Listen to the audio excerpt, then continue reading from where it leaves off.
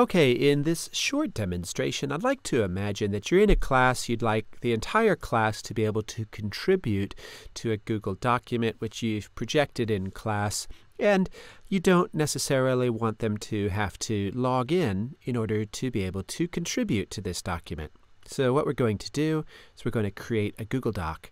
We're going to share it with a URL, and anybody who has that URL will be able to log in and to edit the document. So, firstly, all we've got to do is to create a Google Doc. There's two ways to do that. Firstly, we can click on the New button, say New, Google Docs, or I could right mouse click on the screen and say New File, Google Docs.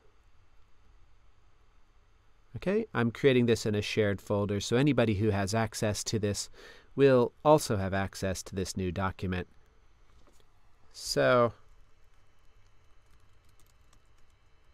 just going to click up in the top corner there, and whatever I type in, this is going to be my document title. Now I'm just going to call this Sharing Demo. I'm going to click Share, and here I'm going to say Get Shareable Link. By getting this shareable link, it will mean anybody with this link can do something. Now, by default, it's saying anybody with this link can view. If all I wanted the students to do was to be able to look at the document as I typed it, this is what I could say. Remember that if they have this link now, they could view it even after the class. So this might be something I would do if, say, for example, I wanted my students to be able to access the notes even during the class and after. But instead of saying anybody can view, on this one, I'm going to say anybody can edit. Keep in mind that my other option is anybody can comment. If anybody could comment, it would give me the ability to allow anybody to insert comments without actually changing the body of the document. But in this case, I'm going to say anybody can edit. Now it's given me this big long URL. Here it is. I'm going to copy that, and I'll show you what the URL is.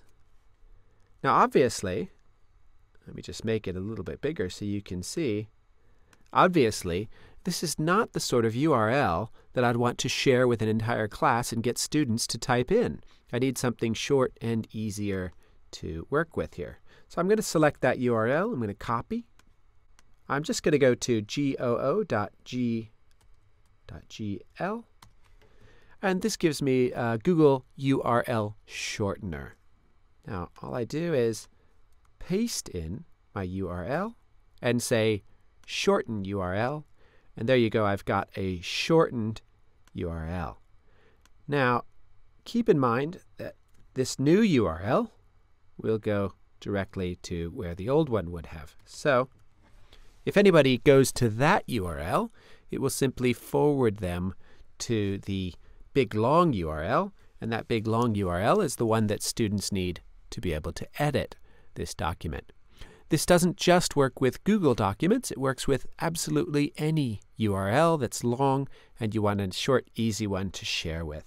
Keep in mind that this URL is case sensitive, and sometimes the numbers, if you have a 0 or if you have a uppercase O, they can be quite difficult to tell apart. So pay close attention to those uppercase O's and zeros, as well as uppercase I's or L's and 1's.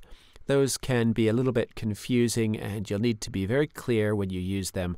But once you've got this URL, that's what you're stuck with. Okay? So hopefully this will help you not only in using Google Docs, but anytime you want to get all of the students to go to a URL. This is also good when you're sending an email and you don't want it to cross over a bunch of lines and you just want a short URL. Now, if you go to the URL shortener from Google, because I'm logged in when I did this, you'll notice that all of the previous URLs that I've created are still present. I can go back and I can get them at any time. And I can also see how many people have actually clicked on those links. So you can see this one here has gotten 53 clicks. Anyway, hopefully this is useful to you, and please let me know if you've got any questions. You can send me an email.